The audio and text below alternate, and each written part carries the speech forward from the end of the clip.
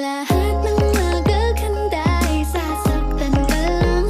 Minsan kung sino pang walang karapatan ng ganyan. Kaya huwag mong hustahan kung di mo pa nasubukan. Dahil hindi lahat ng magaganda ay sasaktan ka lang. Di lahat ng maganda'y sasaktan ka lang. Di lahat ng maganda'y sasaktan ka lang. Di lahat ng maganda'y sasaktan ka lang. Sasaktan ka lang. Di lahat sasaktan ka lang. Galit na galit ang mga lalaki pag nilalahat sila pero sa babae